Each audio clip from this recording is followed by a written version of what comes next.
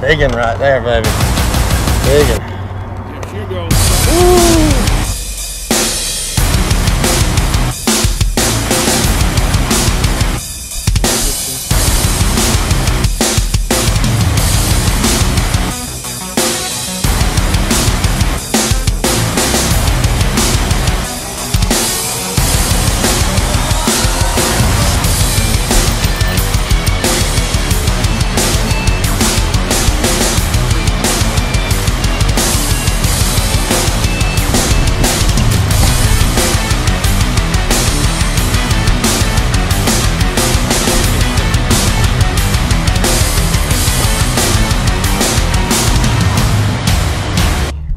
Oh, that was awesome.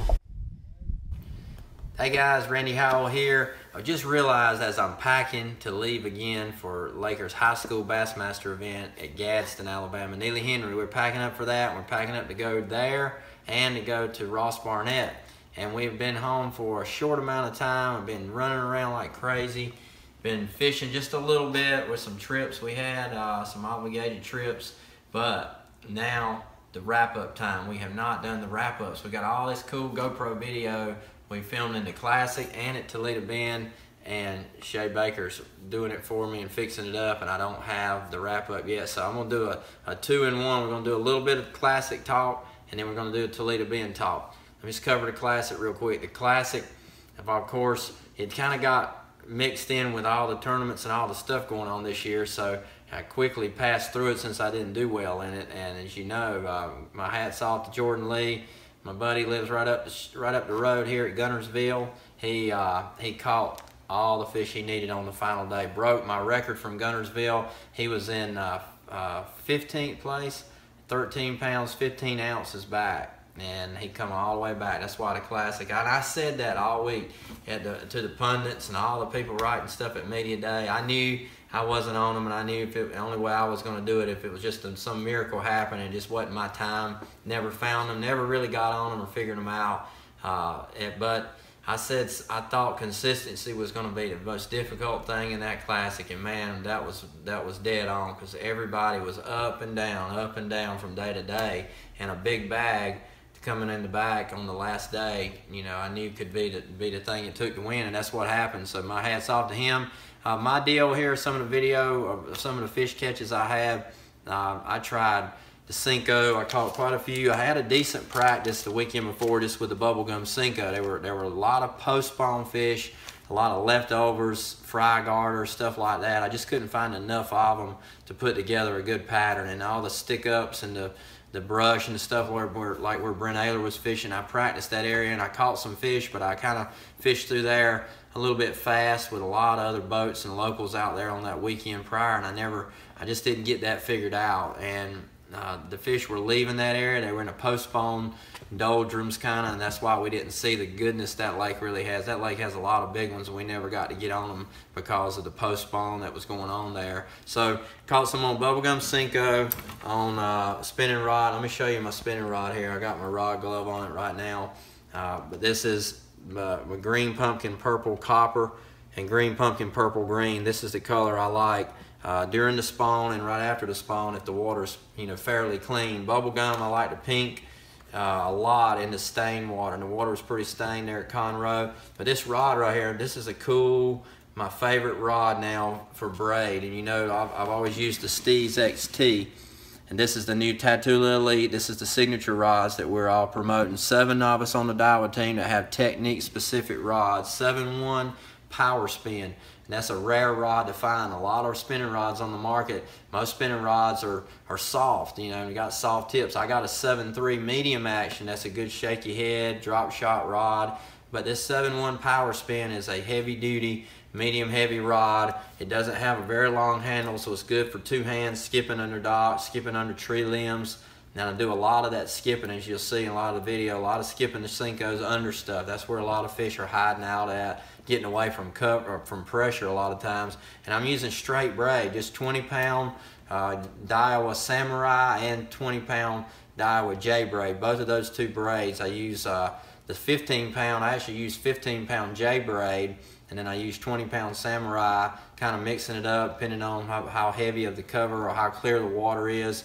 Lighter if it's real clear, dirty water a little bit bigger, but no leader at all. When I'm fishing, I've gotten where I'm going away from having a leader when I'm fishing to Cinco a lot. In anywhere that's grass or anywhere the water is just not totally just drinking water clear, I'm learning that they'll bite that Cinco on that straight light braid without a leader, so you don't really have to go down to 10 or 12 pound test fluorocarbon leader and have a chance of breaking off or hanging up on something. Just put it straight braid, tie it right on there. The HE good stiff heavy wire straight shank hook, wacky style or Texas rig, and you pull them out of the cover, and that's what I'm doing a lot. Me and Robin and Laker and Oakley, we hammered them at Sam Rayburn after the Classic, with this rod and this Daiwa. This is a Luvius Daiwa spinning reel, fast retrieve spinning reel with that braid, just pulling heavy, big fish out of heavy cover. You'll see that on The Catch with Randy and Robin, the next show we put out. It'll be put together here in the next couple weeks. Be watching for that. Really good action. But this rod, check it out, 7 foot, 1 inch power spin for braid and all your heavy action needs. So get past that here. I'll talk a long time on that because that's a good technique. And I caught them on that in the Classic, and I caught some on Carolina rig in the Classic, just with a Carolina rig, just with a regular straight tail, Pro Cinco type, long, skinny, little finesse type worm. Caught a few keepers, a few shorts on that. Not a big deal. That wasn't really the thing to be doing either. Then you'll see the one good big fish I caught the second day I thought was going to make a comeback early morning. I caught that 6-pounder. And then the rest of the day, I didn't catch anything else good to go with it. But that 6-pounder gave me a good fight. Caught it right off the bat that morning on a bladed jig, on a riprap. Lunker lure has a bladed jig, just like a lot of the other bladed jigs out that'll catch big fish during the shad spawn. The shad spawn was going on there at Conroe, but I never really got in the right area where it was going really good at. But that last fish I caught, that big fish, was a good remnant of that shad spawn.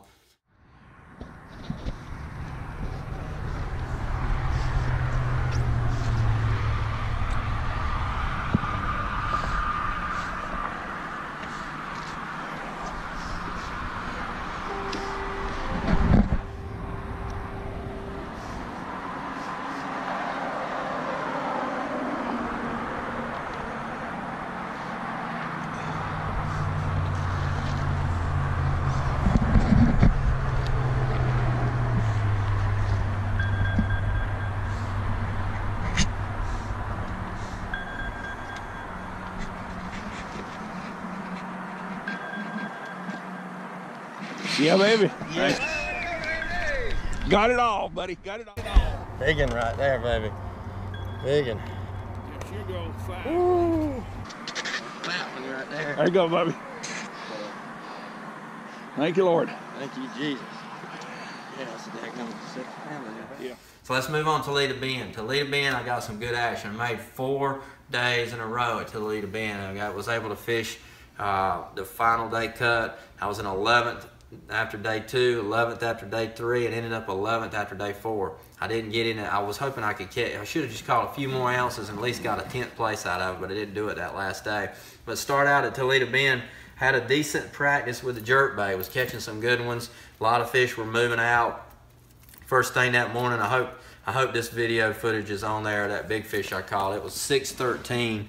Caught it that morning on the Livingston. This is the Hank Cherry's jerkbait. Hank worked a long time on this jerkbait with Livingston to get it perfected.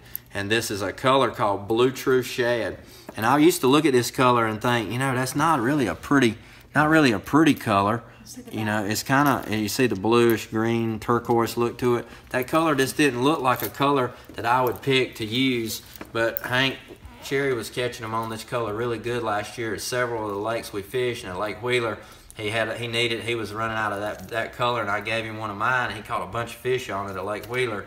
And so I started fishing with it, and man, at that lake, anytime the water has just a little bit of a darkness to it or a little bit of murky stain to it, people think it's too dirty for jerk baiting.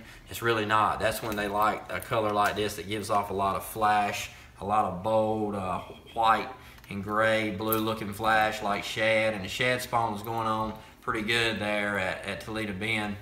Post spawn heavily again. There was still a lot of fish on the bed. So my pattern there was jerk bait in the morning on the shad spawn, a little bit of spinner bait, hog collar, 1/2 ounce double wheel leaf spinner bait in the morning, just shad type color. I'm throwing both of those on rocks and on grass, both. I fished both type patterns. I actually had a couple different areas. I mixed it up, went, you know, down lake some, up lake some, close by. I mean, it was just really a junk fish week for me, and I was really blessed because I wasn't on a whole lot. But that first morning, I caught that 613 on this jerk bait. It was my second stop. First stop, I thought I was going to catch him. I never caught anything there. And my second stop, real quick, you know, I get there, and it was a community area, a lot of people around there, and I pulled in down from a couple other boats, and immediately, boom, I catch that 613. Then I work it forever and I only catch one more, like 2 1/4, 2 1/2 pounder. Then I go sight fishing. I had a few fish found sight fishing, and when I get down there sight fishing, but first, let me tell you, show you this rod. This is my rod right here, just like with this crankbait, I mean with the spinning rod. This is my 7-foot medium light, and it says right on it, 7-foot medium light. Well, this is one of my old ones. It ain't even written on this one. The new Toledo Elite that I've got, I don't have it laying up here, but it's got the actual word written there. Shallow crankbait, jerkbait rod, and it's got a it's got an 8.5 to 9 inch handle for two-handed casting. It's got a soft tip. It's a really, really great rod for all. It's the 7-foot medium light Toledo rod that I've fished for a long time. So check that rod out in the silver. All the rods you see us using now are going to be silver. The reel with that is the Toledo SV bait cast reel. 7.3 retrieve is what I like on my jerk bait and really on just about everything. I use the 7.3 other than my fast retrieve. I use the 8.1 on my flipping and pitching and all those baits like that. And going on to that, this is the bait I caught them off the bed with. This is the bait, and I've shown this little trick before. I left it on here just so I can show you. This is the Yamamoto flapping hog. Pulled that off, and now it's the Yamamoto modified flapping hog. And it's it looks like a crawfish, and that's what I like to do with it. And that bait is thin profile. If you haven't used this bait, I talk about it a lot because it is the best piece of plastic for flipping and pitching I really believe there is. And I've got where I don't even use anything else anymore. I just changed around for about 3 or 4 different colors in this one bait. It hooks fish good. It doesn't ball up. It's thin enough, and it's got the formulated plastic, you know, composite stuff, that whatever that stuff is they put together, they put in the Cinco. It's in the flapping hog, and it's in all the Yamamoto baits that makes the fish hold on to them, and it makes the hook come through and hook the fish good. That's a big deal with plastics when you're flipping. I use that 4/0 Daiichi HD hook, a Bass Pro 3/8 ounce tungsten, XPS tungsten weight, so you can use a smaller bodied weight but still have heavy weight on there. I don't like a real light weight. A lot of my marshals ask me when we get out there bed fishing, I like a heavy weight bed fishing so the bait stays on the bed. And you'll see me standing up on top of the motor guide trolling motor right up on the front, shaking that bait. When I'm shaking that bait on a bedding fish, I want that bait to stay down there on that heavy weight. I want that weight to be sitting there stirring that bottom, and it looks like that little crawfish is eating the eggs on the bed, and that's why I can make them bite a little bit faster. If you got a bait that floats by real fast, they don't get threatened quick enough. So a heavy 3/8 ounce, I've even used 1/2 ounce a lot of times to get it to stay on the bottom in a deep bed. And I just sit there and make them bite. And usually the 2 colors I used there at Toledo Bend was this green pumpkin purple copper, which is kind of a brim looking color, and then 955, which is a watermelon, a dark watermelon black red type color, number 955. That's the 2 I use. Catch them everywhere I go on that. 70-pound samurai braid, straight braid. I don't use light line on no bedding fish anymore. All my years of breaking fish off on light line on beds is over. For the last 7 or 8 years now, it's all braid, straight braid. I've caught them off every bed and every lake we've ever been. No matter how clear the water is, you can make them bite the bait with braid. So don't take that old school way of having to use 6-pound line to make them bite. You don't have to do that. Really save yourself the heartache. Put some heavy braid on there and just, you know, jack them. It's all about putting the bait in the right spot and making them aggravated. So braid will always work. This is the 7.4 frog rod right here, the Ishman Road frog rod. And I catch all my fish flipping, pitching, and throwing my jigs and everything with that rod. The fast retrieve 8.1 Daiwa Toledo SV bait cast reel. That's the combo. 3 or 4 days straight, man, I caught them flipping in the grass. I caught a few punching a big 1.5 ounce Bass Pro weight. Same bait through the cover. Caught a few key fish that way. Caught them on Cinco, caught them off the bed, and caught them on the jerk bait. Caught a few on the spinner bait. That was my 11th place finish. Hats off to John Murray for catching the big ones and winning that tournament. I was proud to see John have a win. He's an awesome guy. Everybody loves him. It's great to see him get a win now that he's here in Tennessee, right up the road here now too. So anyway, hope I covered everything. We've gone long enough. Enjoy the videos. Be watching me and Robin on the Catch with Randy and Robin coming everywhere on YouTube. Check out the YouTube channel, Catch with Randy and Robin. And then follow us on Facebook, Instagram, everywhere you guys follow us. We appreciate all the support. Appreciate all our sponsors, Triton, Mercury, Power Pole, Lowrance, Scales, and Motor Guide, and Daiwa, Livingston, all our great companies, man. We got so many great ones. Check out these cutters, the ceramic cutters. New packaging right here at Bass Pro Shops on the shelf and on the website everywhere, and then a lot of other major retailers nationwide. Those cut braid really well. Check those out. And then the ProFlex 5, my finger and thumb protectors. You see me wearing these. See the stripes on my fingers? They keep me from cutting my fingers all up and holding those fish and fishing with that braided line especially. So all these fine products, man, we're proud to represent. Hope to see you on the road, Mississippi coming up, and then everywhere else after that. So we'll see you on the road. Good luck. God bless you. We'll see you soon.